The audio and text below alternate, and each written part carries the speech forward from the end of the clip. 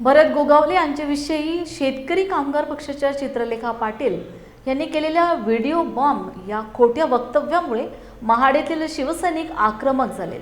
शिवसेनेचे कार्यकर्ते महिला आघाडी यांनी शहरातील मध्यवर्ती असलेल्या छत्रपती शिवाजी महाराज चौकात जमून निदर्शने करीत चित्रलेखा पाटील यांच्या बॅनरला जोडे मारत चित्रलेखा पाटील यांच्या विरोधी घोषणा देत तीव्र निषेध नोंदविला।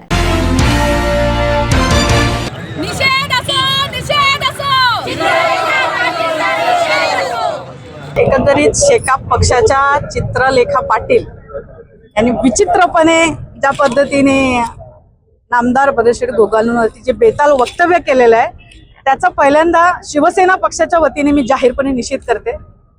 आज बघितलं तर शेकाप पक्ष हा रायगड जिल्ह्यामध्ये संपुष्टात आलेला पक्ष आहे आणि मग कुठेतरी केलेला हा केविलवाणाचा प्रयत्न आहे। म्हणजे आज नामदार भरत गोगावले यांची आज आपण रायगड जिल्ह्यामध्ये एक ओळख म्हटली तर आज गोरगरिबांचा नेता आणि कष्टकरी दिनदुबळ्यांचा नेता म्हणून आज त्यांची ओळख आहे। आणि मग ते कुठेतरी आता आज झालेला विधानसभेला असणारा जो काही पराभव आहे किंवा इतर काही गोष्टी आहेत की आज पक्षाला लागलेली गळती आहे, या सगळ्या गोष्टी समोर दिसल्यामुळे केवळ आपला पक्ष वाचवण्यासाठी केलेला हा केविलवाणा प्रयत्न आहे, त्याचा आम्ही जाहीरपणे निषेध करतोय।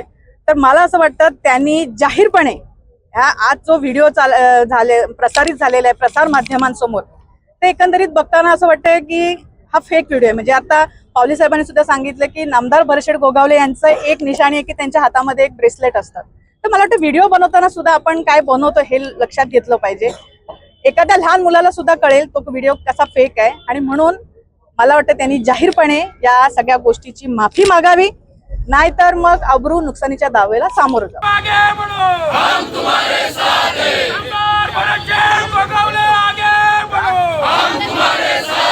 आपल्या सर्वांना माहिती आहे की रडीचा डाव सुरू झालेला आहे।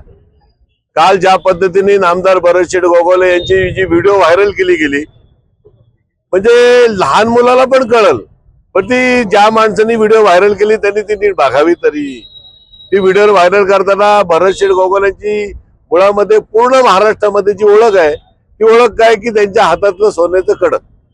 अनेक टीव्ही चॅनलनी त्या बाबतीत त्यांना विचारलं, त्याच्या जागी काल रुद्राक्षाची माळ आली, पण ती रुद्राक्षाची येऊ दे। म्हणजे जो कोण करणार आहे त्याला इतक्या साध्या साध्या गोष्टी माहिती नाहीत। ज्या वेळेला तो व्हिडिओचा शेवट झाला, क्लिअर कट तो लहान पोरगा दिसतोय त्याच्यात। म्हणजे तुम्ही एखाद्याच्या बद्दल इतकी वाईट पद्धतीने बदनामी करायची, हा निश्चितपणे निंदनीय नाही। याच्यावरती मी माझं नामदारांशी बोलणं झालंय की त्यांच्यावरती आबरू नुकसानीचा दावा आम्ही निश्चितपणे काढणार आहोत, कारण अशा खोट्या पद्धतीच्या तक्रारी करून काय मिळवणार? हे पूर्णपणे चुकीचं आणि खोटं काम चालू आहे। याचा अर्थ विरोधकांकडे काय आता हत्यार राहिलेली नाही।